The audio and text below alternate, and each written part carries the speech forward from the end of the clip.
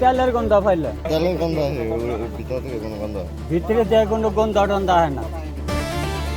সাপের কামড়ে মারা গেছেন এক নারী। নিয়ম মেনে সম্পূর্ণ হয়েছে জানাজা, দেয়া হয়েছে মাটিও, কিন্তু দাফনের ঠিক 2 দিন পর যা ঘটল তা শুনে চমকে উঠেছেন পুরো দেশবাসী। কবরের পাশে হঠাৎ হাজির এক ওঝা। শুরু হলো তার অদ্ভুত তান্ত্রিক ক্রিয়াকলাপ। দাবি একটাই, দাফন করা মৃত মানুষকে নাকি তিনি ফিরিয়ে আনবেন জীবিত রূপে। শুনতে অবিশ্বাস্য কাল্পনিক মনে হলেও এমনই এক চাঞ্চল্যকর ঘটনা ঘটেছে টাঙ্গাইলের সখীপুর উপজেলার চতলবাইদ গ্রামে। সাপের কামড়ে নিহত হাসনা বেগম নামের এক নারীকে কবর থেকে তুলে জীবিত করার ওঝা গাজী মিয়ার এই দাবি নিয়ে রীতিমতো তোলপাড় দেশ জুড়ে। কিন্তু প্রশ্ন হলো, মৃত্যু 2 দিন পর কোনো মানুষকে অলৌকিকভাবে বাঁচিয়ে তোলা কি আদৌ সম্ভব? বিজ্ঞান ও আধুনিক চিকিৎসা শাস্ত্র যেখানে এটাকে সম্পূর্ণ অবাস্তব ও ভিত্তিহীন বলছে, সেখানে ইসলাম ধর্ম এ বিষয়ে দিয়েছে স্পষ্ট কঠোর বার্তা। পবিত্র কোরআনের সূরা আল আম্বিয়ায় আল্লাহ তাআলা স্পষ্টভাবে জানিয়ে দিয়েছেন, আপনার পূর্বেও আমি কোনো মানুষকে অনন্ত জীবন দান করিনি।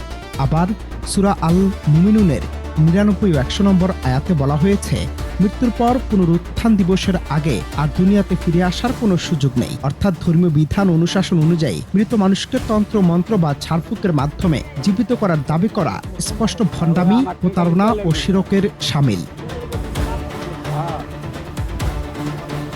পরিবার সূত্রে জানা যায়, গত বৃহস্পতিবার বিষধর সাপের কামড়ে আক্রান্ত হন হাসনা বেগম। আশঙ্কাজনক অবস্থায় তাকে টাঙ্গাইলের সখীপুর উপজেলা স্বাস্থ্য কমপ্লেক্সে নেওয়া হলে কর্তব্যরত চিকিৎসক তাকে মৃত ঘোষণা করেন। এরপর চতলবাইদ গ্রামে মেয়ের বাড়ির পাশে পারিবারিক কবরস্থানে স্বজনরা তাকে দাফন করেন। কিন্তু ঘটনার নাটকীয় মোড় নেয় শনিবার। গাজী মিয়া নামের ওই ওঝা সেখানে এসে দাবি করেন, হাসনা বেগম নাকি সত্যি মারা যাননি। কবরের এক কোণে সামান্য মাটি খুঁড়ে গন্ধ শুকে তান্ত্রিক গাজী মিয়া দাবি করেন, তিনি নাকি বিশেষ তেলের গন্ধ পাচ্ছেন। দুর্গন্ধ পাওয়া না গেলে মরদেহ তুলে বিশেষ ঝাড়ফুঁকের মাধ্যমে সাপের বিষ নামিয়ে তাকে বাঁচিয়ে তোলা সম্ভব।